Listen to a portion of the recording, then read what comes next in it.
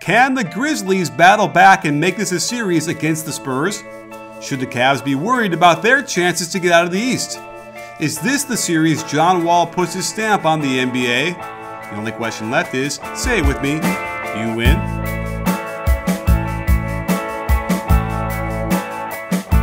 Hey sports fans, Coach Nick here, and welcome to the B-Ball Breakdown Podcast.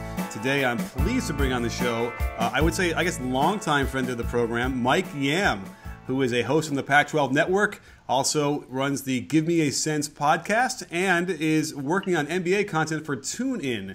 So Mike, it's a pleasure to have you on the show. I feel like this is way overdue. I think you and I started corresponding in the early days of Twitter back in the day, and this was when I was still working at ESPN at the time. So it's great to be on the show and obviously catching everything that you're doing. So flattered that you even asked me to come on. Hey, my pleasure. Yeah, it goes way back. It's funny how those things start early and how Twitter has done that. So it's always been great being able to see what you're doing and great to have you on the left coast at the very least. Not quite LA, but close enough. Oh yeah, we'll take it. In San Francisco, there's no snow, so I will take that over that Northeast. I'm actually heading to the Northeast this week, so I'm glad I'm missing all like the winter chaos. I got soft on the West Coast, man. I can't handle that cold weather anymore. Oh, I got soft. I'm from Chicago. I got soft within like a month. Yeah, it doesn't take it goes pretty quick for sure. Well, let's jump right in here for the NBA stuff, because we certainly had some headlines with the Memphis-San Antonio series and Dave Fizdale at the end of that game or in the press conference kind of going off. What were your thoughts? Did you see what he said? Yeah, no, I saw the comments. I was watching. We were actually doing our show. I was working with KYRIE at the time when I saw the comments, so I had it on my TV monitor. So the DVR thing was certainly huge. I at some point I sort of understand. You can see the frustration. I think it actually circled back, and I don't know if you saw that specific possession where Mike Conley, I think it was in the first half, maybe second quarter, midway through, where it looked like Conley, and I think Reggie Miller was on the call at the time, and Reggie's like, oh, kind of looks like a foul. And I saw it. I actually didn't think there was a ton of contact on that specific play, but I certainly understand where he's coming from, where he wants his guys to have as much respect as some of the players from San Antonio. And I think you're always feeling like you're climbing this uphill battle when from a talent perspective, from a team perspective, you're going up against an opponent that there's a reason why they got 60-plus wins on the year, that they're a 2 seed in the Western Conference and a real contender to win an NBA title this year. So you're looking for every advantage that you can get, and when you feel like you're not getting some of those calls, that I can't even imagine what it's like for him on the sidelines. Oh, I know. And it's funny because I went through the entire game play by play and looking for whatever I could find as evidence of a bad call or a missed call or, anything like that. And you know what? It ended up kind of being a little bit even, believe it or not. There were moments when the Grizzlies benefited, and nothing that out of the ordinary, sort of on the road in a playoff game that you wouldn't expect. So I thought it was a little bit strange. I mean, there's a couple things there, but sometimes they play good defense, and they are one of the least fouling teams in the league, and they have been for years. And they go up for shots in the lane. It doesn't always mean that there's going to be a foul. Yeah, Nick, here's the other thing. You can point to fouls. I think when you get to that stage of being vocal, you're reaching. I think the Grizzlies should look at themselves in the mirror and look at that game one in a scoring drought late in that second half, and the fact that they weren't able to score some points, or I should say, in that third quarter leading into the fourth quarter, and then even last night, the start that they had in the first quarter. I mean, that's you put yourself in a hole in that half like they did. You're not supposed to come back. And I give them credit. They fought back. What was it, like a 22-point lead or whatever it was, 26-point lead, I think it was in that second half. I mean, that for them to even make it a game, I'll tip my cap and say, hey, kudos to you. But you can't expect to essentially go on the road, spot a team like San Antonio 26 points, and expect to win a game like that. It's just not going to happen. It's not realistic, and it's more than just fouls and not getting calls to go your way, because there weren't enough, to your point, there weren't enough where you said, oh my God, this is changing the complete dynamic of the game. Right. And once you're down by like 9 or 10 with 3 or 4 minutes to go, it really isn't going to matter. You're not going to beat the Spurs with a deficit like that in San Antonio, no matter what. So I felt like the last few minutes at least sort of were just an experiment in like how to get the game over without too much incident, because this wasn't going to happen. That said, I do want to point out that the Memphis Grizzlies play defense as tough as any team I've ever seen. I mean, we're even talking about like the Pistons back in the day. This is some really good, hard-nosed defense we're watching. I totally agree with you. The one moment in the game where I thought it was sort of awesome was to see a Vince Carter, who essentially is collecting an NBA paycheck and Social Security right now, sort of get in the grill of Kyle Anderson. To me, that was just kind of cool to see. I mean, Anderson, they did like those slow-mo replays of him running down the floor, kind of jogging, looking back going, is this actually happening right now? It was comical to me, especially, working for the Pac-12 network and seeing Anderson play when he was at UCLA and sort of knowing his demeanor. To me, you're right, though. I think they are as physical a team. I wish Tony Allen was out there. I don't think they win the series with Tony, but I do think it is it's a different series. And not to say that Kawhi Leonard wouldn't go off the way he is, who, by the way, he would be my pick for MVP this year, which I think might upset some people in Oklahoma City or even Houston. To me, to have a guy at that caliber not in your lineup, I think is a real detriment to what they want to do. Yeah, I mean, and don't forget, he does pose issues for them on the other side of the ball, too, where you can ignore him. But there's no question that it would change the series, and it would be even more interesting. But that said, I have a feeling that Memphis is going to come out really tough with the home crowd behind them. They're probably going to get that Game 3. I have a feeling that that's the one game they're probably going to be able to seize on. Maybe Mike Conley goes off a little bit, but it seems to me that might be their one last little pulse before the Spurs step on them. Yeah, no, I agree. I mean, that typically is general. I don't know what the stats would tell people, but by and large, it always feels like when you lose those first 2 games on the road, you typically get Game 3. There's a reason why you're on the road for the opening 2 games. Usually the team you're playing is a better basketball team than you are. They figure out a way to win Game 4, and then the series and the dynamics just completely change. You get into desperation mode, and very rarely is there really much of a series even after that. That's why I think that split, if you can get it and it comes in game number 1, I think that's a huge advantage. And I think after the first 48 hours of NBA playoff basketball, we saw some of those surprises, whether it's the Jazz, to me, who were the biggest surprise due to the fact that they not only did they win their game, which wasn't surprising. The surprising part for me was doing it without Rudy Gobert. I think Boston, and obviously what you saw in that game number 1, there's a lot of different dynamics, and even Toronto losing in their opener. So there's a lot of different ways you can go with it. But you're right. I think Memphis gets Game 3. Yeah. Well, let's move on to the next series that we have on the list here, which would be the Wizards and the Hawks. And this, I don't know, was this a surprising thing that the Wizards ended up winning 114-107 at home? The only thing that was, just from watching the game, the only thing that surprised me was the margin of victory, because it didn't feel like a game that was played even that close to just 7 points. I actually really, really like, and Nick, I don't know how you feel about it, but I'm a big Washington fan this year, and I actually had them as a team that would take out Cleveland. I know everyone, it's funny you mentioned the two stuff that I do for TuneIn, and it's Corey Maggette, Caron Butler, Antoine Walker, Will Perdue. You get all these guys that come on and that I work with, and everyone for the most part, Rex Chapman, another guy, they all lean towards Cleveland. And we can have these conversations about what the Cavs do and their deficiencies, specifically on the defensive end. And I know for you, who's got a great eye for the analytics and what's actually happening on the floor, you can point to a lot of issues that they have defensively. And I don't know a team, I don't think I could ever name a team that was as bad as what we've seen from Cleveland these last few months and say, yeah, they're going to get back to the finals. And everyone goes through all the issues, and then they just go, well, they got LeBron. And I get that, and it's hard to argue that. But I still look at what Washington has in terms of that starting lineup. And to me, and I'm not saying John Wall is LeBron James, but I do think John Wall deserves to be in that conversation in the short list of elite players. And I would say the elite player list is probably, 5 to 6, maybe 7 at the most deep. And it's probably more like 5 or 6 guys. I think John Wall's in that conversation. And I look at that backcourt with Wall and Beal. I think they can make some noise and do some damage. So to me, there's a lot of reasons why I like Washington. I actually,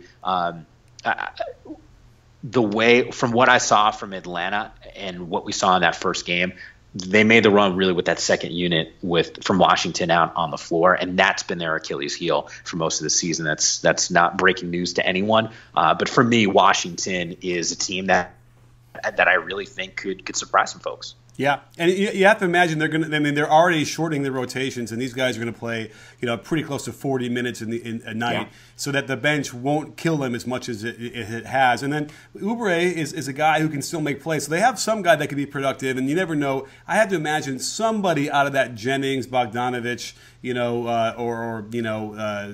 out of there should give them something. Just need one guy. Yeah. One guy to give you just a little bit off that bench. But to me, I don't. Do you like Washington? Do you think that they can beat Cleveland, or am I on an island on this? No, I'm on that island. I've been saying that. We've been saying that for months now. We pointed out the issues with the Cavaliers' defense, which we can get into when we talk about their series. But certainly, you need to have a guy who is in that elite category, like you described. If you're going to beat the Cavs, you got to have a guy who gets the respect from the referees, who can generate fouls, get to the free throw line. And John Wall, when he's engaged on the defensive end too, I cannot wait to watch him go up against KYRIE. That's going to be an incredible matchup. But that said, there's no way KYRIE can guard him. No way. And they're not going to probably guard him that way. But then Beal is going to be able to go off because we've been watching J.R. Smith. Their backcourt defense is a dumpster fire, and that's why we're going to see if we could get somehow Portland to play Cleveland too, you'd see crazy numbers from Lillard and McCollum too. So or even Golden State. So that's the Cavaliers' burden, and I don't see how anybody could say, oh yeah, no problem, they're going to get to the finals. I mean, you're talking about the Raptors are still out there if they make it, and that's another series. And then the Celtics, I don't think they're going to offer as much, but certainly the Wizards are the team that I would pick to knock them off. Who do you like better in the? If I said to you, you can get KYRIE or John Wall, which guy are you taking for your team? Oh wow, I would probably end up doing John Wall because I'd get pretty close to what you get on offense, but KYRIE can just shoot it a lot better. But then you get the defense, and so and the assists, by the way, the playmaking, because KYRIE just doesn't do that. Now maybe in a different situation without being on the team with LeBron, he would get more assists, but I don't see KYRIE ever being that guy that would get 9-10 assists a game anyway. So I would take John Wall every time. I'm totally with you, and it's fascinating to me the amount of respect that KYRIE gets, and I'm not saying he's not deserving of it. I mean, on the perimeter, he's the last guy, one of the last guys in the league that I would want to see. I mean, just his quickness, his ability to sort of break down a defender is as good as anyone that we've seen. The problem is from just the narrative and the fact that he is a guy that plays with LeBron, that's won an NBA title. We saw it last year, and really a huge key to the Cavs' success. I think you just get bonus points for that. And yet John Wall, in a lot of ways, is, I think, the better guard. And it's always fascinating to me that people always look to KYRIE, and I don't think John Wall gets nearly enough respect for what he's able to do. Because we always talk about speed. John Wall with the basketball, I don't know if there's a guy faster than he is in the league. I mean, the dude's ridiculous. Yeah, and that's funny. I got to interview him a few weeks ago, and I asked him about it, and he just sort of natural, God-given speed in a way that I was like, no one taught you how to run or anything like that. He goes, no, I just did it. So, and this is it. This is his coming out party. This is going to be the time where he's really going to show it. And if he's going to get into that conversation nationally, it's going to have to be a dominating series against the Cavs, and probably. I mean, if they don't beat him, it's going to have to get within an inch of their lives to get him on that stage. But I have no doubt that will happen either way, win or lose. And then we're going to finally get that John Wall conversation going, where he's going to be the best, maybe one of the best point guard in the league.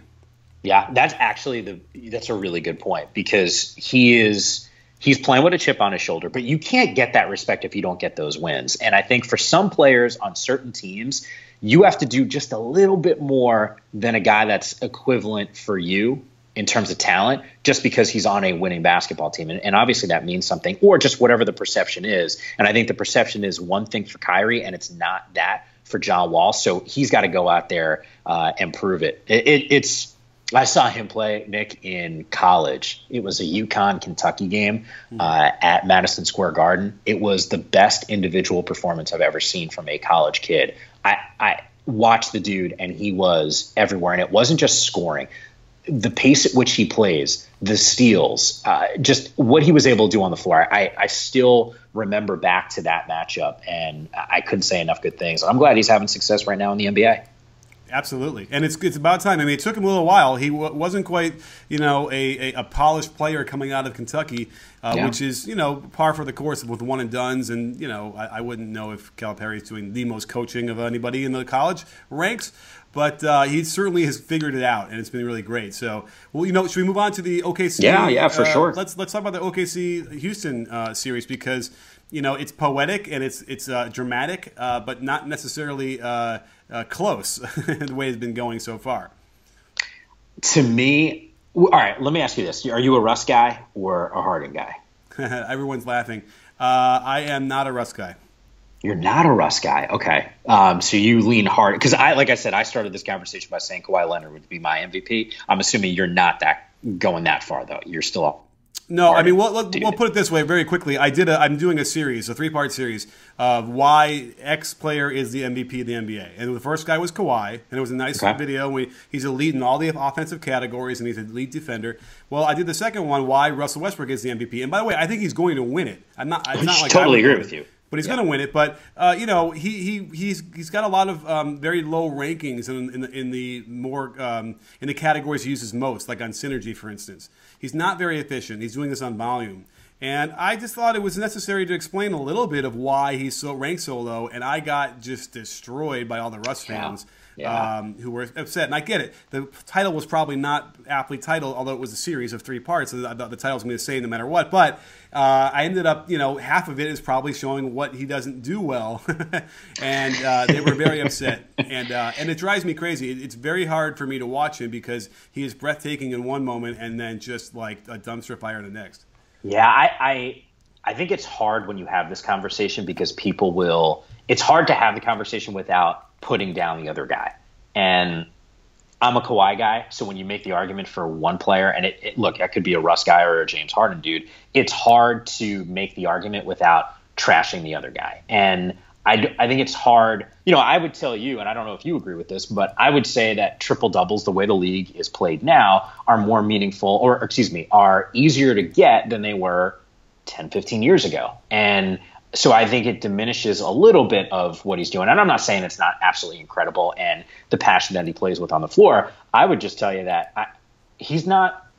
Most guys, when they take possessions off, it usually comes on defense. And I don't think you can play as effective as Kawhi Leonard has played this year and take possessions off. Because people say that to me all the time. Oh, look at what Russell Westbrook is doing. He's relentless out there. Well, you're telling me Kawhi's not relentless? He's getting stops on defense, and he's coming down. He's become one of the elite scorers in the league. Like I just look at him as the best two-way player right now in the NBA based off of the regular season. All that said, and I know we're supposed to be talking about the series, to me, it comes down to one thing, and I know when you're analyzing the tape, I don't know if you saw this as well, but every time Oklahoma City was switching on James Harden, it looked like it was Cantor out on an island with him, Steven Adams. Like, those dudes can't do anything, and to me, the strategy can't be let James Harden get his, we're going to limit everyone else. Like, that's just not going to happen in that offense with Mike D'Antoni there. There's too much ball movement, and even if you want Harden to beat you, he can beat you, and that's the problem. I think Oklahoma City really needs to go back to the drawing board and try to figure out how to come up with some stops, because I think they're outmatched to begin with. I think Houston's just a better basketball team in general, and that has nothing to do with the Russ or the Harden argument. I think we'd all agree Houston's a better basketball team, so you need things to go in your favor if you're the Thunder, and you need Russ obviously to play out of his mind. But you can't, on the defensive side, you just can't allow James Harden to run rough shop like he did in Game 1. Right, and Russ can't. He simply can't go 6 for 23 from the field, 3 for 11 from 3-point. He can't take 11 3-pointers. I mean, that's the problem. The biggest. It's a great call. And he comes down because he shot a little bit better, and he was better like toward the end of the season on the 3-pointers. But It's those no pass dribble into a three when the defense is set threes that really drive. Like at least in the fast break situation, like maybe you get offensive rebound, a long miss or something, but it's just the decisions he makes sometimes with those kind of stuff that really makes you wonder what's going on there. But you're right, Houston is better. They are going to win the series. They're going to win it in 5, or I don't know if they get to 6, but whatever. And so it's almost not fair to judge Russ on this because it doesn't match up well. That said, this team is perfectly built for him. It's perfectly built for him to get triple doubles. I mean, like everyone is bought in. They're all helping him do it, right? Like they're on record, like they're trying to help get him a couple extra rebounds here and there, all that stuff. And no one has an ego enough to be like, I'm going to shoot more. And so that's what we're getting, but it's not necessarily a recipe for winning in the playoffs. I couldn't agree with you more on that. And I think there's a reason why the people who like Harden or like Kawhi for MVP would point to the things that you just mentioned. Team success, and I get it. It means something for that's such a huge part, at least for me, on the MVP. And to go with 47 wins on the season, like that's just, I don't know, man. Like I hate to have this and I don't want to have this argument, but it's just team wins mean something. And I think if you take Harden off his team, they take a hit. If you take Russ off their team, they take a hit. I think it's a flawed argument when you start saying, well, this team would be so much worse. It's like, whatever, man. It doesn't matter. Like, you got to go off of what they're dealing with. It's equal playing field for everyone in the sense of we're all in the league. We're all playing. Some guys have better basketball teams. Get over it. Let's see what we can do. And Russ, I'm still just a Kawhi guy. I look at total package, offense, defense, intensity, level of play, and team wins. And to me, it's clear to me that he should be MVP. I mean, but the year before Kawhi was the NBA Finals MVP, before they won that year, I was already, like, I'll find the tweets where I was saying this guy's going to score 25 a game, and I got roasted. You wouldn't believe what people said about me and try to question everything about me. And I could see it. You can see that he was, he was going to work as hard as he could at it, but B, he had that Dr. J feel to him as he moved on the court that I thought this is only a matter of time. So, I'm definitely in the Kawhi Leonard camp too. And every time that I kind of feel, you know what, he's not really that scorer that everyone's talking about. But you know what? Every time I feel that way, he goes out there and gets another 30 on someone in their face, through the legs, ISO, whatever you want. He scores any way you want him to do it. And he's convinced me. It's the most unassuming 26 points a night that you're going to get from a player in the league. Right. And that's what it is. Can you imagine if he played in Los Angeles, Boston, New York, Chicago, any of these other markets where, and I don't mean this in a disparaging way, but he had a little bit more of a personality. Can you imagine if he was a boisterous player in really any market? Everyone would be gravitating towards this dude. But the fact that he is as quiet as you can, he's a little unassuming, and he's a quiet killer out there. That's why I love him. I couldn't say enough good things about what he's done as a pro. Absolutely. I mean, yeah, it's a great story. It's a really also inspiring. If you're working with young kids in basketball, you can point to that guy as a guy who look what he did on hard work and all those things, which is great. I mean, I kind of got in this argument with I don't really want to get into this one, but Steph Curry versus LeBron. If I'm coaching a kid who's he probably isn't going to be 6'9", 260 and faster than anybody in the league. Yeah. But you could look at Steph Curry and say, well, look, he's not like appreciably bigger or stronger or faster than most people who have some talent. That to me would be like more people would gravitate towards him. And that said, there's so much hate for Curry that it's like overwhelming. I kind of fall into that camp though. I think part of what it is for me, and I don't know if you feel this way, but I went from being a huge Curry fan for all the reasons that you just said, guy that's kind of relentless, great shooter. I would say the last 2 years, maybe 3, some of the antics on the floor started to bother me. A little bit of the showboating. Last year watching the finals, I'm thinking to myself, man, I hope LeBron James just slaps that mouthpiece out of his mouth. The launch the 3, not look for it to go in, or you already start running back. Like there's a level of respect that I think you should have for your opponent. And to me, that's the one thing that's bothered me about what the Warriors as a whole have done these last couple of years. They're really, really good. They're the best team in the league. I think they should win the finals this year. They're going to win the finals this year. But there's that sense of arrogance that, to me, I just can't jump on. And I live in San Francisco, man, so I see Warriors gear everywhere that I turn.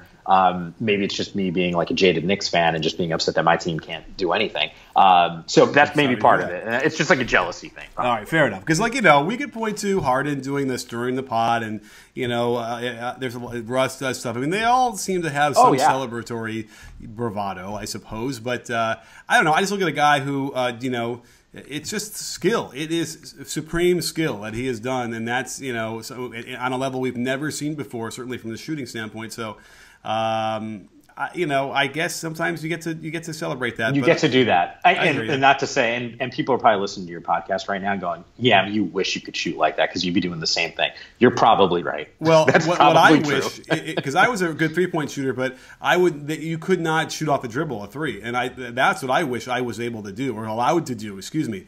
Without getting benched. That would have been a revelation, and, who knows what happened. Now, by the way, 10 years from now, we're going to have, more than one Steph Curry in the league. These 10-year-olds who are going to be 20 in 10 years, they're going to be growing up that way.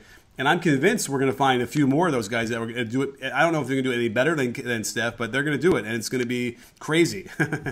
It really is. And you talk about being able to shoot threes off the dribble. I'll tell you what, man, as a guy that's 5'8", like $150, I would just wish. You remember that song Skilo that I wish that he used to sing? Like, I wish it was a little bit taller. I was a baller. That's kind of like my theme song. Like, he's 6'3", and like we're talking about him as like not a big dude. Obviously for NBA standards, man, I'll take 6 feet.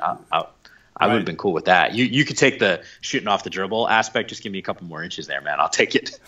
Right, absolutely. Well, let's move on to the Pacers and Cavaliers series then, because we touched upon it for a second. I want to throw this out there. They're not. The Pacers are not going to win. They're down 0-2 already, but they've been on the doorstep a couple times now. Certainly in Game 1. And all I can think about is that you have to look at this in the prism of, okay, if they're going to struggle like this against the Pacers, then what is going to happen when they have to play the Wizards? And now I kind of just coalesce in my head that they tanked. They looked at the Wizards being in the 4th spot and realized we don't want to play them in the second round. So they tanked to get the 2nd seed. Like that, I don't even know if anyone had said that out loud, but that must have been exactly what they were doing. Yeah, no, I'm with you. I think you start playing that game. From an Indiana perspective, once they lost Game 1, they weren't winning this series. I mean, that just wasn't going to happen. I think there was a legit argument, not a strong one, but there was an argument that could be made for Indiana before the series started if you looked at it objectively without LeBron James colored glasses on. All that said, just from a defensive standpoint, I'm tired of hearing people say, flip the switch, and they're going to be able to do it. That's not the recipe for success in the NBA postseason. And I get it.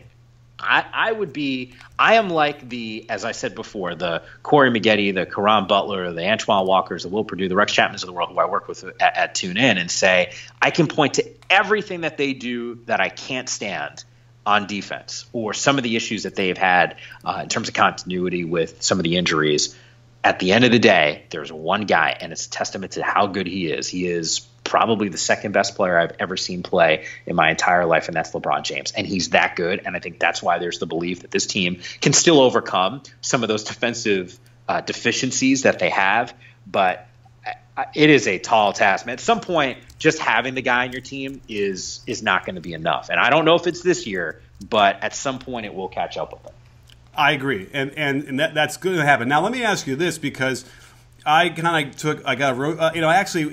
went viral, and I got both positive and a lot of negative, but with a tweet about, is LeBron James going to get as much shit as Curry does for supposedly not guarding his position, because he is not guarding Paul George. Paul George, yeah. And Paul George is lighting them up. And whenever he does happen to be on him, like, he scores on LeBron. And but I think it's also more of a thing where I just want to see it. I want to see both them go back and forth at each other as a fan, I guess, of that. So what do you make of that? I mean, what does that say with he isn't even willing to guard his position? I think there's a legit criticism because you want to be fair about it, right? And you're right. It's an argument that I use for Curry all the time. That's sort of against Curry. And of course we want to see it. I mean, pre-injury for Paul George, I mean, can you imagine what LeBron and George were supposed to be going head-to-head and those two guys and the opportunity to see both of those players match up against each other? I mean, that's must-see television. The fact that George has been able to really thrive most of this season, and what we're seeing right now through these first 2 games, he's had some really good moments on the floor. It's I don't know. It's not defendable. It's really not. I mean, you want to see for a guy that you can't just say they can win despite some of their issues because they have LeBron James, and then not criticize just to be fair, and then not criticize LeBron for not basically keeping in check Paul George and not even getting him on the floor. Right. So to me, I think there is something to that. Now, all that said, from a fan perspective, like, that's what I want to see on the floor. I want to see those 2 guys go back and forth. I want to see them maybe talk a little trash. I don't want to see anyone blowing in anyone's ear. I just want to see good, hard-nosed basketball between 2 of the best players in the league. I agree, and so it's a little frustrating. So it's frustrating, because the Cavaliers have had substantial leads in these games, and they cannot hold them because their defense is not good. They cannot put their foot on anyone's neck and finish it. So another reason why is like it only gets harder from here. And I guess it feels like to me the Cavs are simply trying to survive, like whatever it takes. Like we just need to somehow. It doesn't matter how ugly it is. We just somehow have to get a win and get on the next one, and that's going to be how it is. And I suppose, that again, that could work, but I don't think that anybody who'd want to put any money down on this thing could really feel comfortable about the Cavs getting out of the East. Let's just say this: best case scenario, Nick, they advance and they win the conference finals. How the hell are they supposed to go and beat Golden State? Right. I mean, you can't. You're struggling getting stops against Indiana. Mm-hmm. You're not going to get stops against the most prolific offense in the league. I mean, it's just not going to happen. And I've gotten into this argument before. I know Golden State's a better team this year than they were last year. I had someone argue about the regular season wins. That's like a garbage argument in my mind. This is a better basketball team. You don't take, 2 of the top, 8 guys in the world are on the same roster. And then, oh, by the way, there's Klay Thompson. And then there's a guy that's been playing out of his mind, who's sort of a glue guy, and Draymond Green. I mean, this team is just better than they were. And I'm not a huge the second unit is not as strong as it was a year ago. Okay, yeah, that's fine. Tell me, what would you rather have, Kevin Durant or a stronger second unit? I mean, it's just not even a conversation point. I just don't see how Cleveland, if they are able to survive the Eastern Conference, how you can possibly beat a team that is playing as well as Golden State has. And I referenced their offense, Nick, but their defense is pretty good too.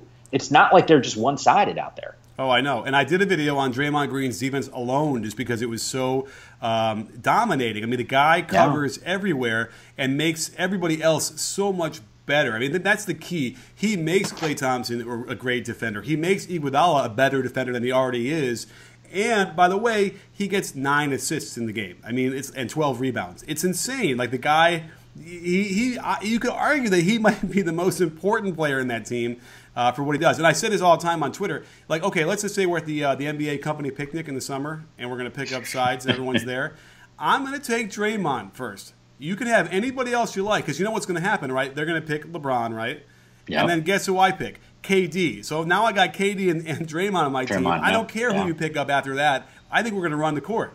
Yeah, no, and I think there's something to that. And this is an argument, and it sounds like you're a Curry guy, but I used to say this about him even last year. He's not even the leader on his own team. And I always pointed to Draymond as that guy. And I think that matters too when you start talking about that award and what it means, because the NBA doesn't set criteria for it. So it's up to whoever the individual voter, where they weight certain aspects of it. Mm-hmm. And to me, leadership is a part of it. And when you're not even the only, I'm down on the whole unanimous thing. It's like, come on, man. Like Shaq has got 1 MVP. He's the most dominant player of my generation, and he's got 1. It's like, dude, what are people watching here? But to not even be the leader on your own team, because I think that's green. That's a small knock against him. Stud, absolute stud. I take him on my team in a heartbeat. I'm just saying, if you want to go that route, that's something that I would bring up. Yeah, I hear you. I mean, it's either way. It's a pleasure to watch them as they operate as a whole. And I don't even want to. I don't even care at this point. He's not the whatever it is. But either way, the argument has to be that Draymond is the heart and soul. He's the pulse. He is everything that for them. And that's what's so important. That's what makes them that next level when they have to turn it up. And when they go on those runs, and it's always usually the defense now. It's not like the Grizzlies, because it's not physical like that, but it's overwhelming with length, and you can't get a pass through, and then next thing you know, they're so fast down the court to the 3-point line. It's like, I mean, it's frightening almost. It's like an intensity that's hard to deal with. I wouldn't know what to do if I had to go up against them. Yeah, I mean, think about it this way too. It's the evolution of how athletes are developing over, I would call it like generations, but maybe is overstating it. But, back when I was growing up and I was watching Bruce Bowen play, like you thought about defensive players, Ben Wallace, for example, like dudes who could really play on that side of the floor. But in a lot of ways, you were almost one-dimensional. Like you were a defensive player and you weren't necessarily a strong offensive player, or you weren't doing other things.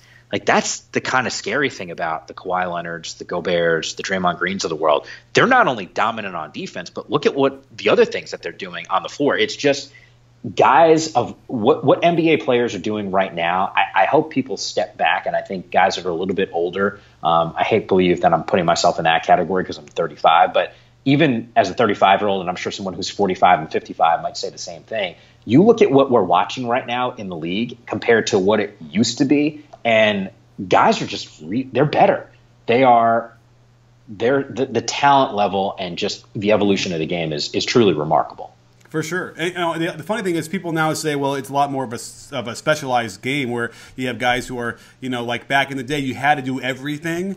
But everything back then, the dribbling wasn't like it was now. And they didn't have the drills that we could practice. The shooting. Now, here's the thing about the shooting. We talked about, I had who did I have? I had Mike Smith on the show, who's the Clippers color commentator. Yeah, He played in the NBA. He was a shooter, and we talked about it where all those guys that were shooters back then could have easily taken a step back and gotten behind that line and worked on it, and been just as good as the people are now.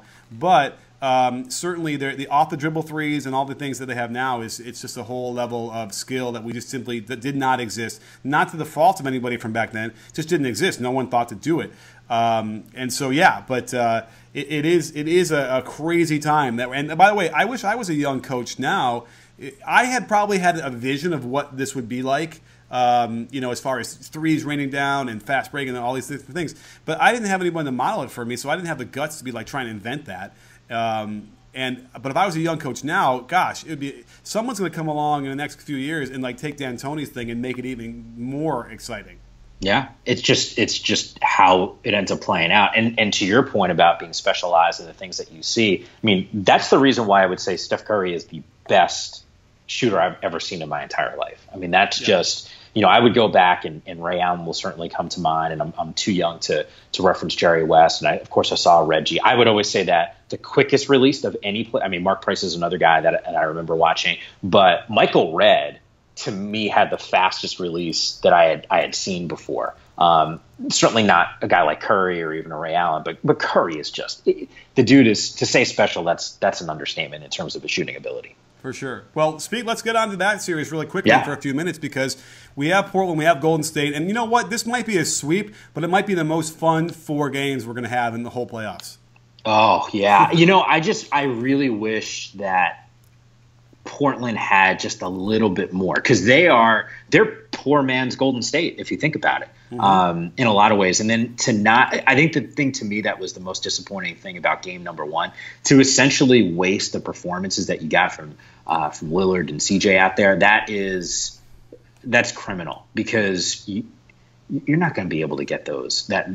To consistently you can get 80 points from those guys, and you need to get 40 or so from everyone else to hopefully win a game like that. And in that first half, and I know CJ went off, and it's easy to point to some of his numbers, and I haven't actually crunched all the numbers, but that bench, I mean, if I had to, off the top of my head, they're probably they hit 4 shots. They're bench players. I mean, the guys, I don't know if it was much more than that. that's not enough. You can't expect to win against the team that you and I have been calling the best team in the league, and with that type of production. Right, they got 3 baskets from the non-starters, but remember they don't have Nurkic out there. Yep. Yeah, and that's a huge – and he's not supposed to play, obviously, in game number 2, which is a little unfortunate. I don't think he's playing. At least that was the last check as we're doing this podcast, so I don't think he's going to be out there. And you're right. I mean, I think that's why there was some swag from Blazers fans heading into this series. They're a team that's probably underachieved more than anyone else in the league, but that trade was the difference maker for them, and it's provided a huge spark for them where they were playing some good basketball. I mean, the fact that they were sitting at 500 and are an 8 seed based off of what we saw a year ago, that wasn't supposed to happen for them. And I think that's why, to me, the Blazers are one of those teams as I look to next year because of Nurkic out there. I think they could be dangerous. They're not an 8 seed at that point. They're probably more like potentially even a 5 seed, I think. Yeah, no, they have room to grow, and I suspect that Neil O'Shea is going to be able to do something. He's so good at his moves as they are anyway that he'll find another diamond in the rough there and figure it out and improve, and that without question. Or maybe they do something really drastic here and trade one of their either CJ or Dame, which it might not be the worst thing of all time, but certainly. Something to think about because you never know what you can get. It's certainly the market could be huge. Yeah. I've loved watching CJ grow into what he's been doing, and he was playing some really good defense in Game 1. He really was. It's not his his reputation, but I was really impressed with that. And then guess what? He's lighting him up for 27 in the first half and 41 for the game. I mean, he's a bad man. He really is. Yeah. Look, if the Blazers would consider making a drastic change like that, then I think that conversation about the Clippers. If they lose the series or even if they win, because they're not going to get much further than the first round or even the second round, to me, you really got to blow that up. I mean, the Blazers have a younger core. If there's any conversations about that, then the conversations have to be about the Clippers making some drastic changes. Oh, absolutely. And I think that, they have guys who are unrestricted free agents, and that might not even be a blow up. It might just be like just a slow implosion or whatever that is, where they just walk away. Doc included. We'll see. It'll be an interesting shakeup for them. We'll see how this goes, but it might be less drastic if they can at least get out of the first round. But you never know what will happen in that first round, and that could it could cause a lot of stuff. So. Well, listen, Mike, I can't thank you enough for coming on the show. And really, this was a great conversation. I mean, definitely a treat for the listeners to get into that depth that we did. Yeah, no, absolutely. Once again, really flattered that you even asked me to pop on with you, and hopefully we'll be able to do this again before the postseason for the NBA is like half the year. So I'm sure we can do this again down the road. Hey, for sure. I mean, listen, maybe we'll even do it in person if I'm ever up there, hanging out in the Bay Area. So we'll have to figure that absolutely. Out. That'd be great. Absolutely. Well, thank you again for coming on. Don't forget you can find him over on the Pac-12 Network and the Give Me a Sense podcast, as well as the TuneIn app, where he's doing all sorts of NBA stuff. So fantastic stuff, Mike. Thanks for coming on. And don't forget, sports fans, at B-Ball Breakdown, not a channel, we're a conversation. You in? Are you in, Mike? I'm always in, man.